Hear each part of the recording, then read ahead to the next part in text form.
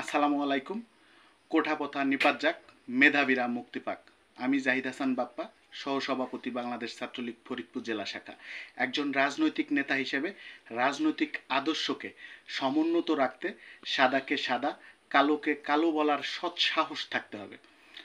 আজ আমি সকল রাজনৈতিক পদ পদবীর ঊর্ধ্বে এসে সাধারণ একজন মানুষ হিসেবে অত্যন্ত দুঃখ ও ভারাক্রান্ত মন নিয়ে লাইভে আসলাম। গত কয়েকদিন যাবৎ বাংলাদেশে ছাত্র আন্দোলনের ঘটে যাওয়া নৃশংস হত্যাকাণ্ডের সাথে যারা জড়িত তাদের শাস্তি দাবি করছি এবং ছাত্র হত্যার মতো ইতিহাসের জঘন্যতম ঘটনার তীব্র নিন্দা জানাই। সেই সাথে বাংলাদেশের ছাত্র সমাজের যৌক্তিক দাবি আদায় হোক সেই কামনা করছি। বাঙালি ছাত্র সমাজের ইতিহাসে একটি কলঙ্কিত অধ্যায় পাঠ্যক্রম চলছে। যুগে যুগে ছাত্র জনতা ইতিহাস সৃষ্টি করেছে। 52 সালে ভাষা ছিনিয়ে নেয়া, 66-র 6 দফা, 69-এর গণ অভ্যুত্থান, 71-এর মহান মুক্তিযুদ্ধের সূচনা সব অর্জনের গোড়াপত্তনের ছাত্র সমাজের অদম্য ভূমিকা ছিল। 18 বছর বয়স জানে বুলেটের সামনে বুকটাকে লেলিয়ে দিতে। এই অদম্য ছাত্র সমাজের যৌক্তিক দাবি আদায় হোক।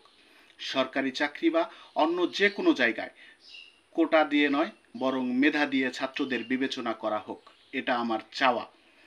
তবে যেসব কুচক্রী মহল ছাত্র আন্দোলনকে অন্যদিকে ঘুরিয়ে নেয়ার, নিজেদের সুযোগ হাতিয়ে নেয়ার এবং স্বার্থ হাসিল করার চেষ্টা করছে, তাদের শক্ত হাতে দমন করা হোক। আমি চাই কোটার সংস্কার হোক, আর কোনো বাবা মায়ের সন্তান রক্তাক্ত না হোক। ভালো থাকুক জাতি, ভালো থাকুক দেশ। বাংলাদেশের সর্বোচ্চ আদালত সুপ্রিম কোর্টের প্রতি আস্থা রাখুন। আশা করি বাংলাদেশের ছাত্র সমাজ এবং এর যৌক্তিক এবং উত্তম সমাধান পাবে।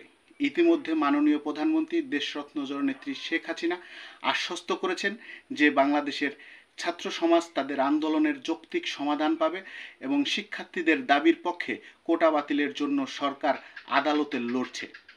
এটা একটি আইনি প্রক্রিয়া, এখানে কিছু রুলস এবং রেগুলেশন থাকে।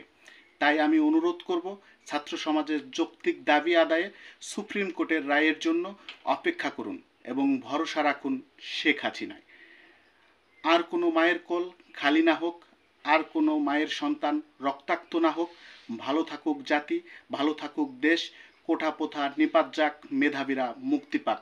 জয় হোক বাংলাদেশের ছাত্র সমাজের।